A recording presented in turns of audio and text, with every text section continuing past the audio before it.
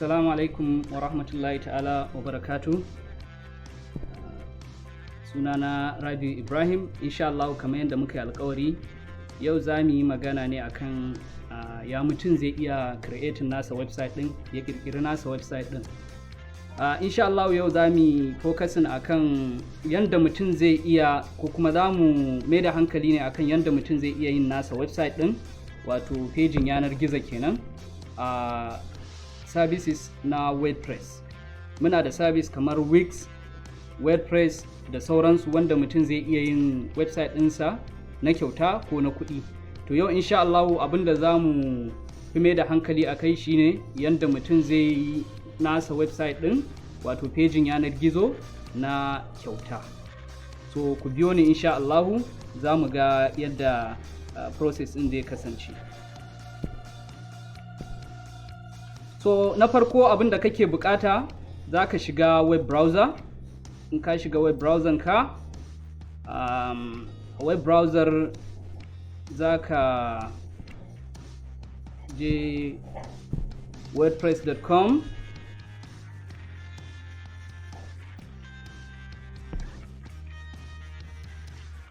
Idan ka shiga wordpress.com zai kawo maka wannan website. So ya kamata mu san irin abubuwan da suke cikin features da suke cikin WordPress. Na farko daga sama ga wordpress.com, ga product, ga features, ga resources, sannan kuma ga plan and prices. So wa'annan su ne daga cikin abubuwan da za ka iya gani idan ka shiga WordPress daga sama kenan, daga ɓangaren hagu. Daga ɓangaren dama akwai login da get started daga sama kenan, sai kuma abubuwan da suka biyo baya wanda suka nuna maka misalai irin abubuwan da suke da shi a website ɗin nasu. To za ka iya scrolling ka ga wayannan information. Amma kafin mu je nan ya kamata mutum ya san wanne irin services ne ko kuma wanne irin features ne suke cikin plan ɗinsu na free da kuma na kuɗi wanda za ka iya biya, kuma wanne irin plan ne suke ciki na kuɗi ɗin. A ila yau kashi-kashi ne, akwai wanda za ka biya kuɗi kaɗan ka samu wani abu, akwai kuma wanda za ka biya kuɗi da yawa ka samu kusan abubuwa gaba ɗaya da kake bukata. So idan kuna biye da ni za ku ga cewa plan na farko suna da free.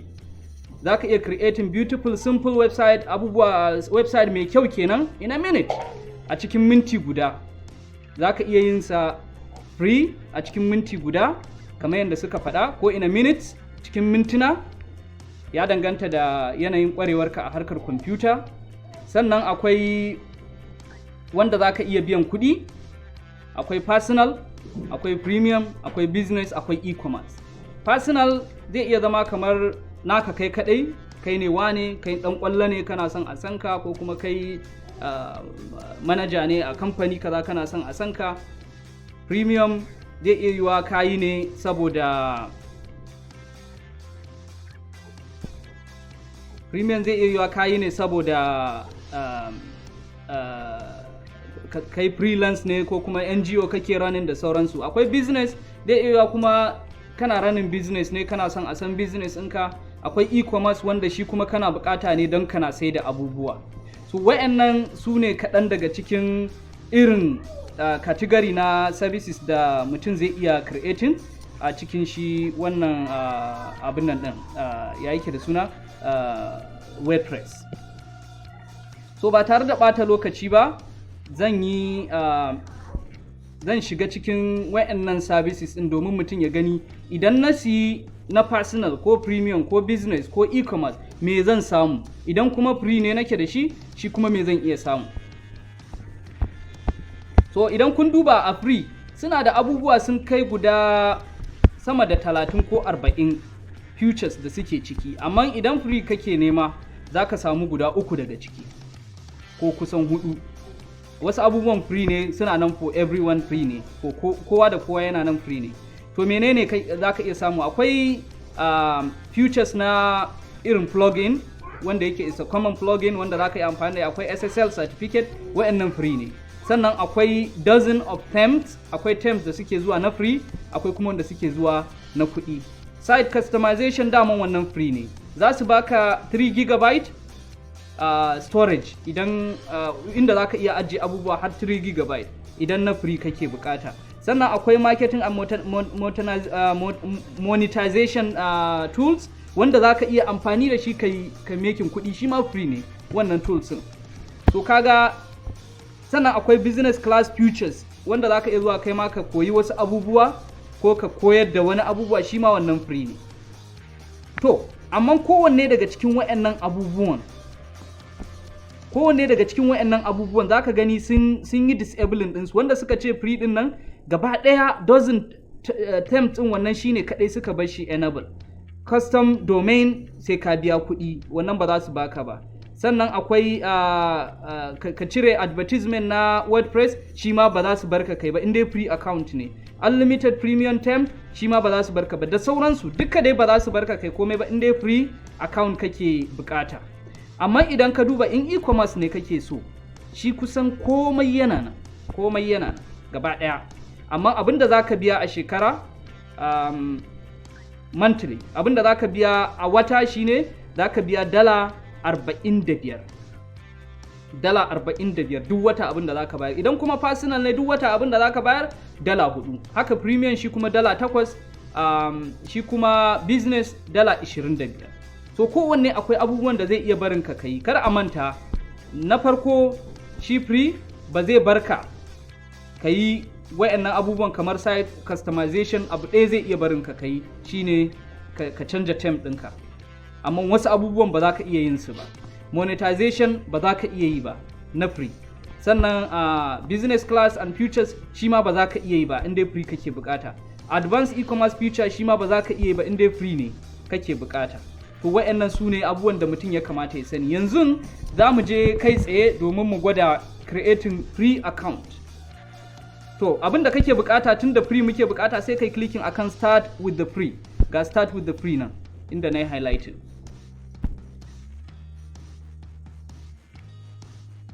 So bayan ka yi clicking, pejin zai buɗe maka, ya danganta da ƙarfin network ɗinka. Idan network ɗinka yana da ƙarfi, dandanan zai zo. In network ɗinka ba shi da ƙarfi ko computer ka tana da ɗan abin nan, zai ɗan iya ɗaukan lokaci. So yanzu me muke bukata? So nake yi in sa sunan website ɗina. Ya za a kira sunan website ɗina? So bari in ce masa IT da Hausa shine sunan website ɗina. So zai kawo min IT da Hausa. Idan an taɓa yin amfani da wannan website ɗin zai ce min it's not available. In ba a taɓa yi ba zai kawo min cewar gashi nan is available. To yanzu gashi nan IT da Hausa mun same shi. Gashi nan IT da Hausa at wordpress.com. To wannan shine condition din. Idan ina so in yi IT da Hausa.com, sai na je ni kan wannan option na biyu, wannan kenan. To amma me zan biya a shekara? Zan biya kusan $18 a shekara. Amma in free ne za su kawo min shi IT da Hausa.wordpress.com. IT da Hausa.wordpress.com. Idan ina so ya zo IT da Hausa.com, to ga recommendation da suka bani, a shekara zan biya $18. Plan din kenan. In kuma ina son IT da Hausa.blog, shi kuma kusan $22 ne. Ga sunan .org shi kuma $18 ne. Wa'annan sun yi crossing wannan kudin domin akwai discount da za su iya baka. Sannan zan iya zuwa view more a nan ƙasa kenan, view more, don in ga abubuwa ha ila yau, ko wani option din kamar .net ko .ng ko .us ko .uk ko .co.uk da sauransu. Amma yanzu tun da free ne, zan je IT da Hausa.wordpress.com.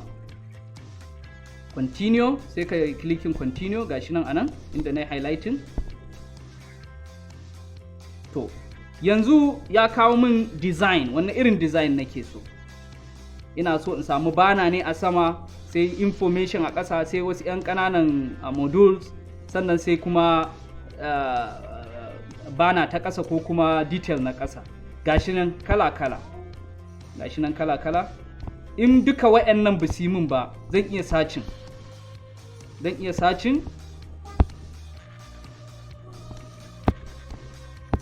So za ka iya zaɓa ka ga wanda ya yi maka. In ka sami wanda kake so, kana scrolling kana yin ƙasa yana ƙara fitowa, kana scrolling kana ƙasa yana ƙara fitowa. Sai ka duba ka ga future na kasuwancinka, wani irin kasuwanci za ka yi, sai ka duba daidai da wanda ya dace da kai, sai ka wato ainihin zaɓu tempt da ya maka ko kuma design da ya maka. To yanzu ina ganin zan ɗau wanda nake ganin yana da sauƙin ganuwa, kamar wannan kenan na farkon nan. Yawwa, to a nan in ka duba zai nuna maka abubuwa guda uku a sama, ɗaya na kwamfuta ne, ɗaya na tablet, ɗaya kuma na waya ne. To dukansu in ka taɓa zai nuna maka zai nuna maka a tablet. Kaga in tablet ce ga yanda zai nuna maka. Idan ka taɓa na waya zai nuna maka, in waya ce ga yanda zai nuna maka.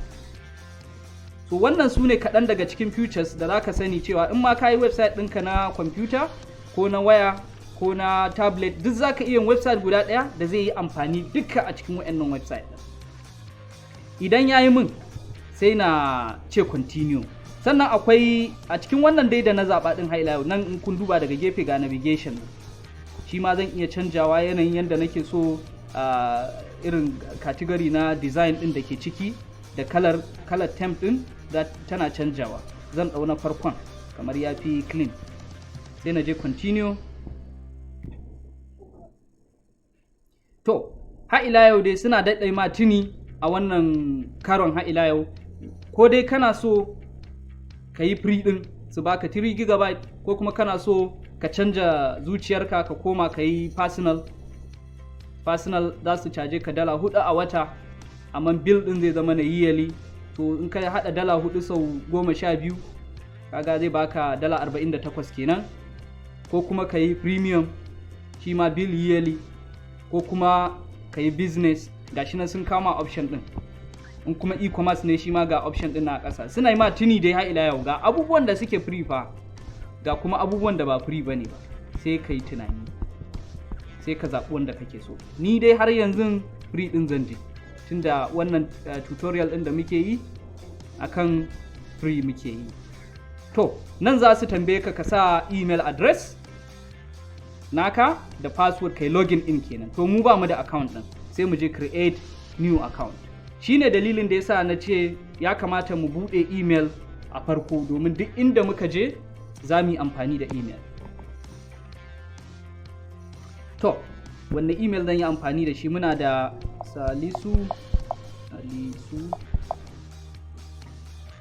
Salisu Mustapha ko?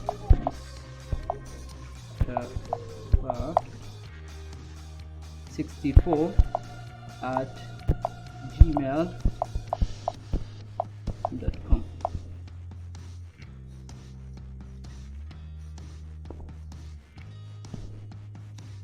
gmail.com.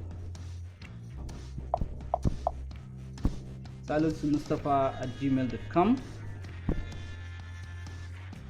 Sai mu zaɓi password da muke so.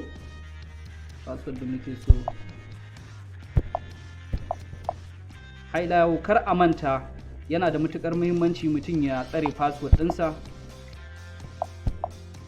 domin wanda yake da password ɗinka a nan ma zai iya zuwa ya buɗe website ɗin nan ya sa wani abu da sunanka ba tare da ka sani. Zan sake maimaita don kallon mistake.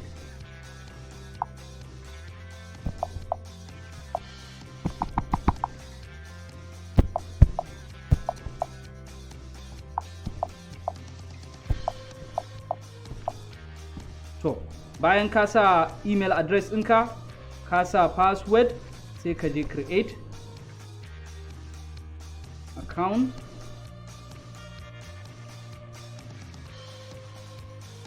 Yanzu suna building website ɗinka, zai kawo maka waje, duk da ba za ku gan shi a screen ɗin ba, ko dai daka browser ce take kawo ma, ko za ka ajiye password ɗinka. Ni dai ina recommending mutum kar ya sa wannan, ya ce never.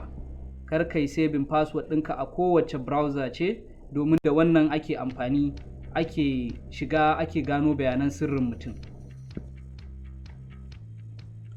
Duk wanda yake so ya gano wani abu a cikin kwamfutar ka, daga ya samu cookies na browser ɗinka zai gano duk password ɗinka, ko na waya ne ko na kwamfuta ne ko na tablet ne, cikin sauƙi zai gano address da kake amfani da shi, credit card ne ko debit card ne, katunan banki ne, account na banki ne da sauransu, duka zai iya gani kuma ya shiga website ɗinka ya yi ma ta'adi, ko ya shiga account ɗinka ya yi ma ta'adi, ko ya shiga email ɗinka ya yi ma ta'adi ba tare da kaso hakan ba. Za mu samu lokaci mu yi bayani akan wayannan abubuwan da yanda mutum zai yi kokari ya kare kanshi insha Allah. So yanzu ga website ɗinmu ya yi creating. Abubuwan da ya kamata mu yi yanzu shine mu fara sa suna na website ɗinmu, mu zo mu yi customizing ko kuma mu gyaggyara fuskar mu rubuta abubuwa. Nan ya kawo mana welcome to your website da sauransu, za ka iya editing da sauransu. Ga yanda theme ɗin yake, ya baka misalin yanda theme na website ɗin yake, adding title da sauransu, inda za ka yi ka adding title ko ka yi adding paragraph ko ka yi adding image ko ka yi adding quotation ko ka sako bidiyo ma daga YouTube. Za mu nuna muku yadda zan iya sako bidiyo daga YouTube ya shigo cikin wannan account ɗin namu. Sannan ka ga preview na abubuwanka kafin ka sake shi ya je live. Za ka bar shi private until you are ready. Za ka bar shi kenan a cikin sirri, ba wanda zai gan shi har sai ka zama ready, sannan sai kai publishing ɗinsa. Yanzu get started, mun gama da wannan sun kawo mana ɗan bayani ne su ma yanda za mu gane me ya kamata me za mu yi a ciki da sauransu. So abu na farko da zan yi title ɗin, bari in canja title ɗin. Duk inda ka taɓa zai kawo maka abubuwa anan. Anan zan iya canja na replacing wannan, ko ne duplicating, ko ne hiding, ko ne copying, ko na inserting wani abu kafin wannan, ko na inserting wani abu bayan wannan, ko na cire shi daga nan wajen na kai shi wani waje, ko kuma na editing ɗinsa da HTML. Wanda ya san language na HTML yana da mutukar sauƙi, za ka iya yin amfani da HTML language, hypertext markup language kenan, wanda shine yaren da ake amfani wajen creating website, pejin yanar gizo. To wanda ya san wannan technique ɗin cikin sauƙi zai iya yin amfani shi ma ya yi ba tare da ya yi amfani da editor ba haka. To yanzu tunda muna tunanin cewar wanda suke kallon wannan zai iya yiwa ba lallai suna da ilimin HTML ba, to cikin sauƙi ga abin da za ka yi, kawai ka taɓa shi sai ka goge wannan rubutun da na backspace, ka goge, sai ka rubuta title na website ɗinka, me kake so ka sanarwa da mutane a website ɗin.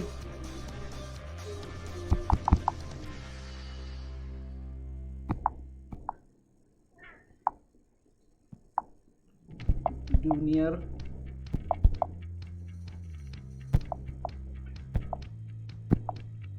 IT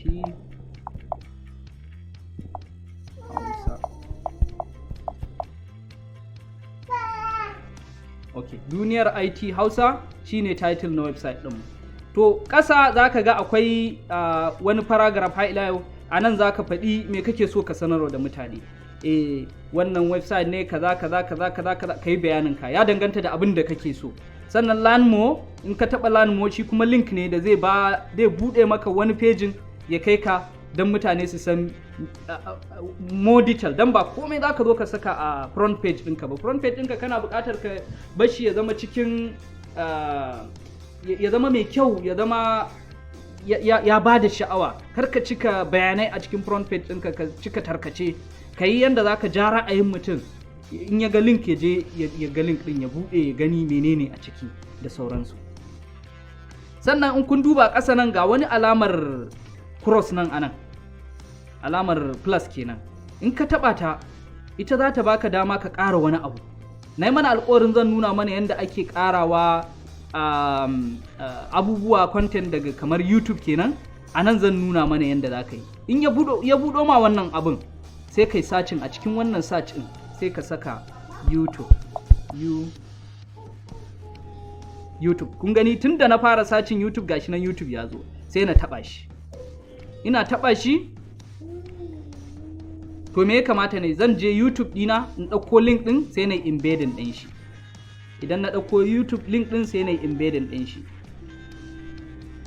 to me zan yi sai na je in ɗauko link nawa a YouTube. Ina da bidiyo a YouTube sai in ɗauko link ɗin.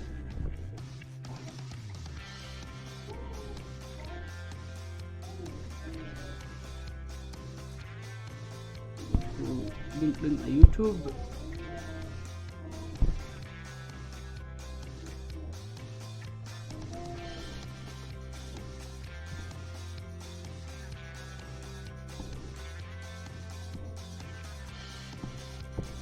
Na kwafo link din yanzu zan manna shi a nan.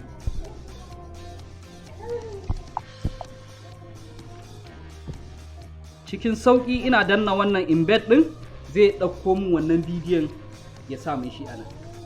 To size na wannan wajen, wato yanayin faɗin wannan wajen zan iya gyarawa na ƙara faɗin ko na rage. Zan iya sawa sama da guda ɗaya a peji ɗaya. Zan iya saka har iya pejin ma ya cika har ƙasa. Iya abin da kake bukata iya shi za ka yi. Zan iya gwada playing wannan bidiyon mu gani me ya kawo min. In taɓa play. Assalamu alaikum wa rahmatullahi ta'ala. Wannan shine yanda za ka iya ƙara YouTube a ciki. Cikin sauƙi gashi nan mun yi creating website gashi nan. Nan ƙasa in kun duba wani information ne shi ma za ka iya faɗa akan wannan, ko dai organization ne ko kai kanka ne ko wani abu. Nan kuma gefe bangaren nan shine inda za ka iya sa get in touch, kamar in mutum yana so ya san mu ko ya sami inda muke, shi kuma zai iya sa adireshinsa. A nan za ka iya gyarawa ka sa adireshi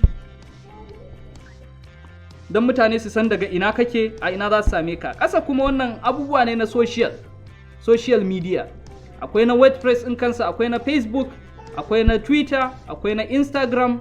Za ka iya ƙara har na YouTube ɗinka da LinkedIn da duka su blogger da sauransu ga sunan bila adadin. Wasu kun san su ma wasu ba ku san su ba. Za ka iya ƙara na website ma haka, kamar abokinka na da website za ka iya ƙara shi a wajen.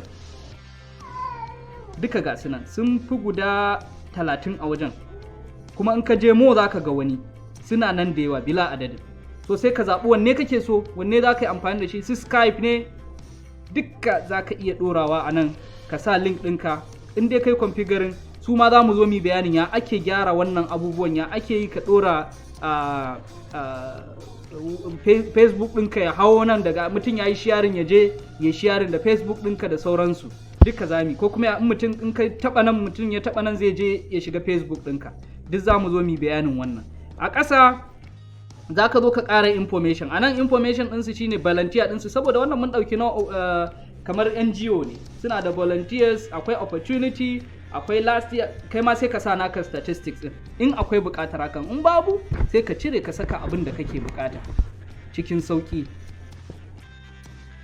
Nan information ne in kun duba, ko mutum yana so ya volunteer, kai ma sai ka samu me ya dace da naka website ɗin, ko kuma naka organization din, ko kuma kai kanka din da kake so ka sani, ka sanarwa da mutane, sai ka saka. To abu da nake so in nuna mana, alaba shi ni bana buƙatar wannan abu, me ya kamata ne? Sai na taba shi. Idan na taba shi ga wannan dan karamin windon ya fito. In na taba nan zai kawo min wani windon har ila yau. A nan zai nuna min ko dai ina so na cire wannan abun, ko kuma ina so na gyara shi, ko in canja mar waje, ko na copy. In kun duba na ƙasan nan, Control Shift Alt Z zai cire maka shi ne. In nayi haka remove, to ya fa cire shi. Ya cire wannan rubutun da nayi gaba daya. Ya dawo empty. Ni ma yanzu sai na rubuta abin da nake so. In kuma ina so in dawo da shi, ga alama a nan sama inda na taba din nan. Sama nan in kun duba kusa da logon WordPress, gashi nan arrow ya koma baya, zai dawo min da shi.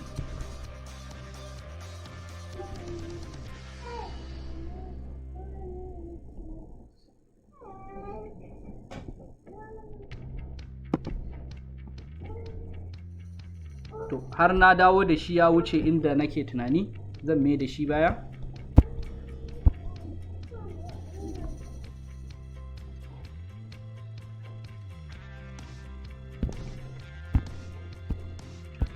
Yawwa, kun ga yanzu ya dawo. Abinda na goge yanzu nan gashi ya dawo. So wannan shine, in kana aiki misali ka goge abu da mistake, sai kai amfani da wayannan aran, ka dawo da shi baya ko ka dawo da shi gaba. ka dawo da shi baya ko ka dawo da shi gaba.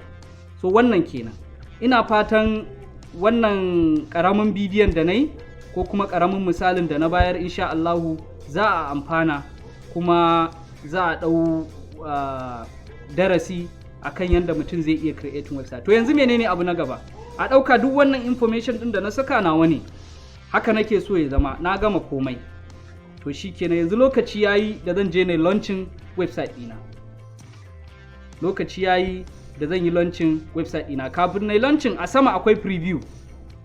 Daga ɓangaren hagu akwai preview gashi nan shine inda na yi highlighting. Sai na preview na gaya website ɗina zai kasance. Idan na yi preview, website ɗin zai nuna min ga yanda zai kasance. To kun ga IT da Hausa, duniyar IT Hausa ta fito, ga YouTube bidiyo nan akai.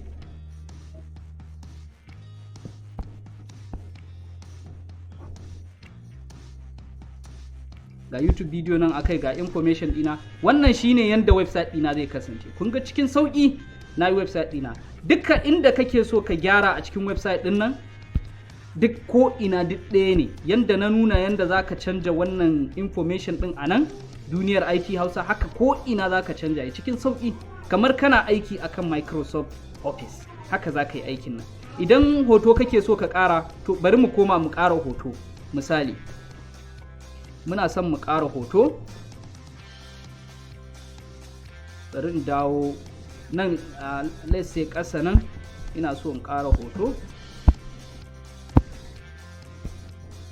Bari in ƙara hoton a ƙasan bidiyon nan, sai na je in taɓa wannan alamar plus ɗin. Alamar plus sai in sa picture, in na sacin picture ko image. Image.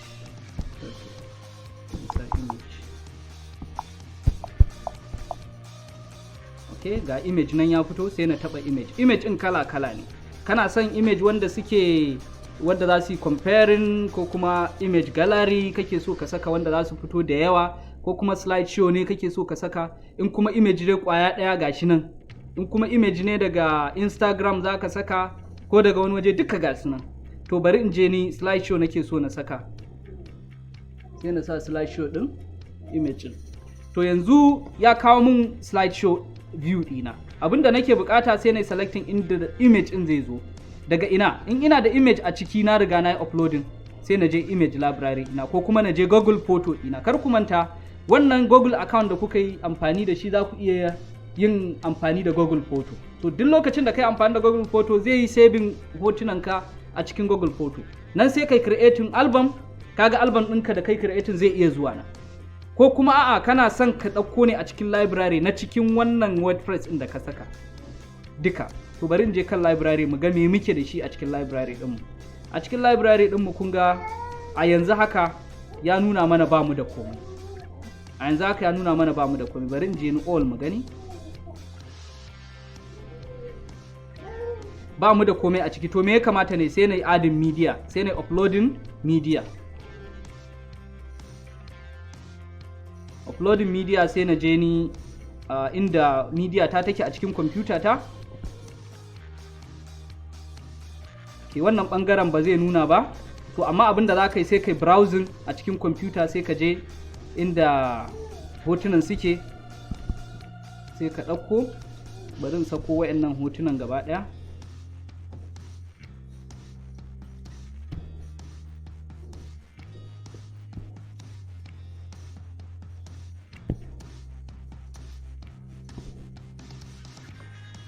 Yanzu na sako hotuna, za ku iya ganin sun shigo, ina uploading ɗinsu. So wannan upload ɗin zai ɗau lokaci, ya danganta da ƙarfin network ɗinka ko kuma ƙarfin waya ko kwamfuta da kake aiki. Kar ku manta, daga baya zan nuna muku application da za ku iya downloading domin amfani da wannan WordPress ɗin a wayarku, ba sai kun yi amfani da shi a kwamfuta ba. Idan kana so kai creating website din za ka iya yi a waya, zami na waya mu nuna muku yanda interface din zai kasance a waya da yanda za ka yi amfani da shi insha Allah. Za ka iya zuwa iCloud ɗinka ko Apple Store ko kuma Google Play ka yi downloading ɗin WordPress.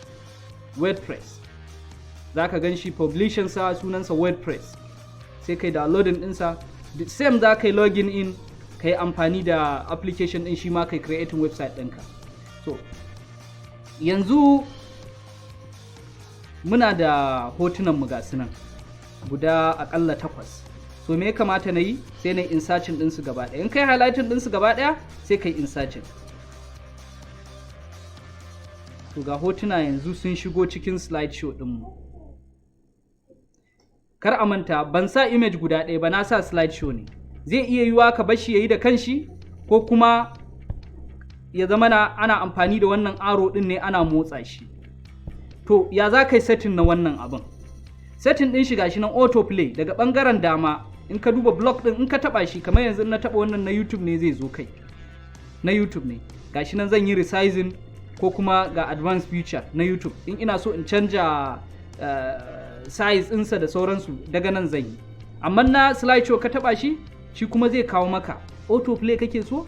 Sai ka taɓa autoplay. In ka sa shi ya koma ɓangaren dama autoplay zai fara. Zai yi autoplay every 3 seconds ko kuma every 2 seconds. Sakan biyu ko kuma sakan uku. Za ka iya canja wannan. Gashi nan na canja shi ya koma every 2 seconds. Sannan effect da kake so yayi slide zai yi ko kuma yayi fading. Yana fading. In na canja shi yayi fading zai na fading. Wani yana gogewa, wani yana zuwa. Kana so ka yi image in ya zama large ko kuma ya zama na medium ko kuma ya zama na full screen. In ka sa full screen zai canja gaba ɗaya screen ɗin wayar ko kuma screen ɗin computer ko kuma na tablet ɗin ya zama full screen. Daga an shigo website kaga wannan ba zai zama abu mai kyau ba kenan. To yanzu mun gama wannan. Haka yanda muka yi muka ƙara wannan slideshow ɗin haka za mu ƙara image. Haka za mu ƙara paragraph, for example in muna so mu ƙara paragraph shi kuma za mu zo kai. Za ka iya zuwa show all ko browse all. Ok, na taɓo wani abu daban. Abinda na taɓo ina da niyyar dama in nuna mana contact. Wannan ma ba na contact bane, na abin nan ne, na kamar survey ne. Mutane su gaya ma ya suka ji da suka yi amfani da website ɗinka. Su baka feedback. Wannan na feedback ne. Su baka feedback. Amma dai abinda na so in nuna mana yadda za mu ƙara paragraph. Za ka iya sacin paragraph. Duk da ke paragraph ba sai ka yi wannan za ka gan shi ba. Yana kai duk lokacin da na taɓa, kamar misali in na taɓa waje nan.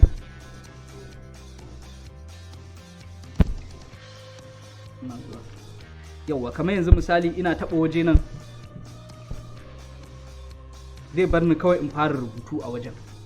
To kaga paragraph ɗina already yana wajen. Kana taɓa zai kawo ma keyboard ka fara rubutu a wajen.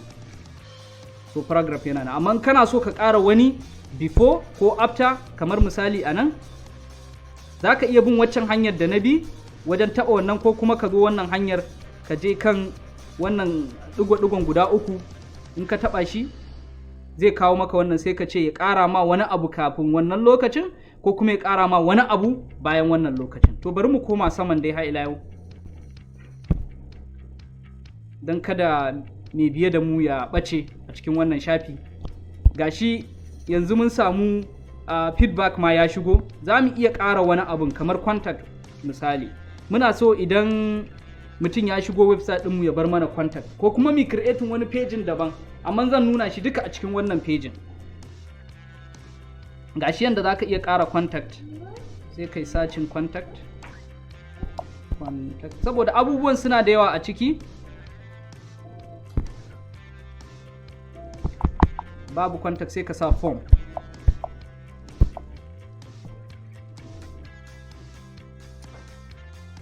Form bai zo ba. Okay, bari mu gani. Zan cancel wannan block ɗin da ke sani.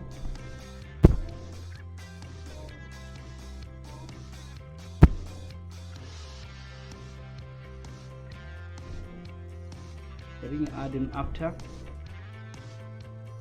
In ya bani waje in ya so sai na ƙara. Okay. Yawwa. To ga feedback nan kamar yadda muka gani, ga appointment nan, ga contact. ga kuma form. So contact form shi na so mai amfani da shi, kana taba shi zai fito gashi nan, sai ka sa suna, sai ka sa email ɗinka. Mutum zai sa sunansa, ya sa email ɗinsa, sannan ya rubuta message ɗin da yake so. Idan kuma form ne mutum kake so kai creating, shi ma za ka iya yin hakan wajen amfani da wannan plus ɗin da ya ila yau.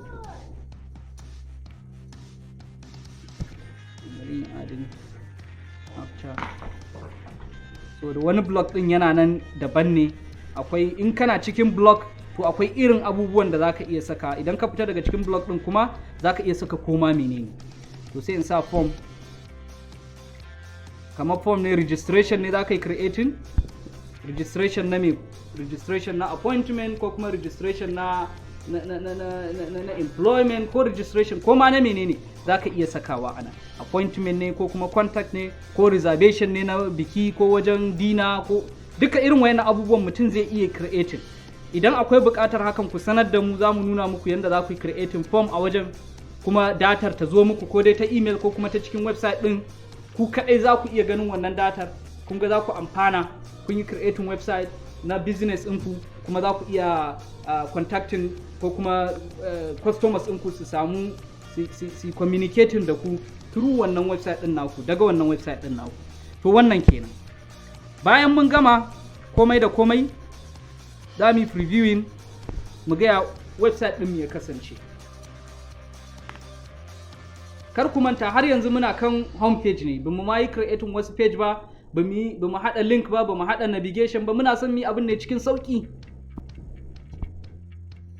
Ga bidiyo ya zo, ga slide shi ma ya fara, ga feedback namu yana kai, ga contact, ga kuma form da muka yi creating yanzu nan.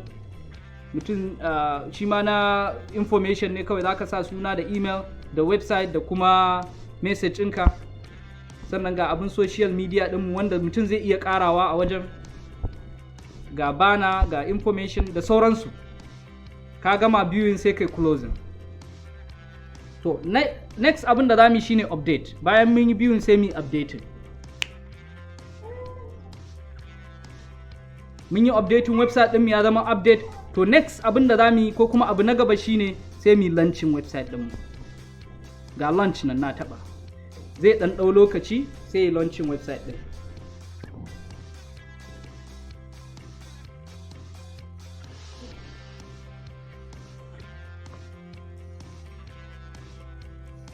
To, har ila yau dai sun sake kawo mana waje ko za mu sayi website ɗin nan, ko kuma dai za mu ci gaba da free. A yanzu ma dai za mu ci gaba da free ɗin. Shine ga hinan option na ƙasa. Ka kula, ko da sun kawo ma irin wannan, ka duba, suna dai son dai su ƙara ma talla ne. Gashi nan dai sun sake kawo mana, suna ta nuna mana ga advantage ɗinsu, ga abubuwa, ga kuɗin kuma dai ba wani mai yawa bane, abinda suke son su gaya mana kenan. So amma dai gashi nan a nan ɓangaren daga sama inda na yi highlighting ɗin nan, za ka iya skipping all wannan plan ɗin ka tafi for free one. Yawwa, za mu skipping mu tafi zuwa mu starting free plan. Kar ka damu, daga baya in kana da buƙatar ka dawo da plan ɗinka ya zama na ba free ba, duk za ka iya yi. Kuma da the same website da kai creating za ka dawo da shi ba free ɗin ba. Duk lokacin da kake so za ka iya zuwa kai upgrading plans ɗinka. Ko yaushe ne. To yanzu mun gama, website ɗinmu ya zama created. Abin da muke buƙata shine mu san wa'annan interface. Daga ɓangaren hagu gashi na ya nuna mana IT da Hausa. A ƙasa ya nuna mana view IT da Hausa.wordpress.com. Sannan ya nuna mana free account ne, gashi nan anan. Kasan wannan alamar gidan gashi nan, za ka iya upgrading. Ya nuna mana inda na yi highlighting din nan, za ka iya upgrading. Bayan nan ga home, ga statistics ɗinmu, mutum nawa ne suka zo website ɗinmu, duk za mu iya gani daga nan. Yanzu babu wanda ya zo website ɗin, babu visitor, babu review, babu link, babu likes, babu comments, duka babu, saboda yanzu nan muka yi creating ɗin shi, ya ce no activity. Sannan plan ɗinmu free ne, gashi nan shi ma zai nuna mana plan ɗinmu. Za mu iya upgrading, kamar yadda na gaya muku, kowane lokaci za ka iya upgrading. Site shi ma zai nuna mana site, akwai pages, akwai posts, akwai media, akwai duka wayannan abubuwa ne da insha Allah in dai kuna bukata ku yi mana comment, za mu zo mu nuna muku yanda za ku yi amfani da wayannan abubuwan insha Allah, kuma mun san za ku karu, za ku samu kuma za ku ci amfanin abu.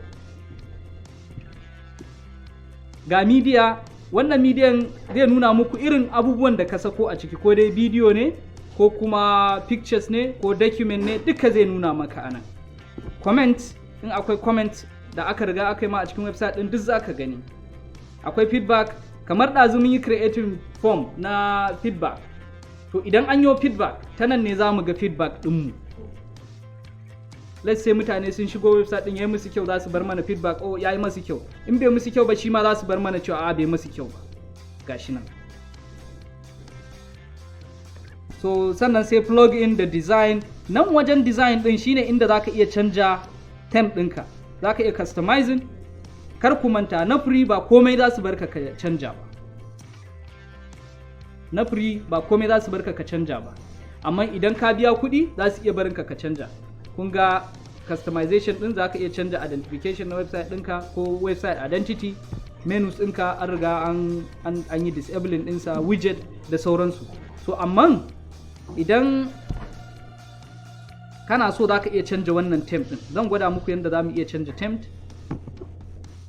Ga temp nan ƙasan customize inda na yi highlighting, na taɓa temp zai kawo mana temp da suke ciki. Yanzu wadda temp da take kai ga ta nan, ita ce temp da take kai. Za mu iya customizing mu sa wata temp din daban ba wannan ba.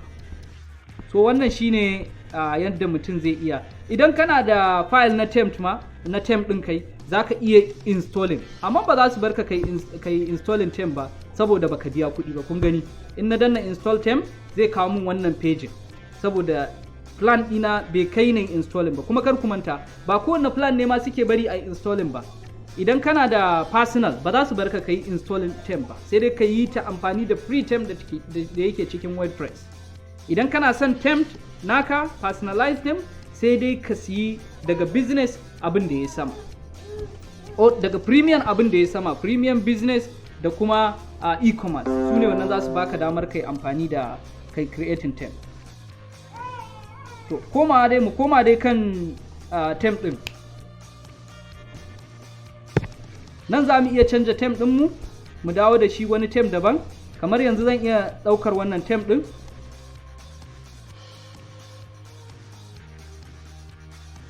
na canja shi daga wancan temp din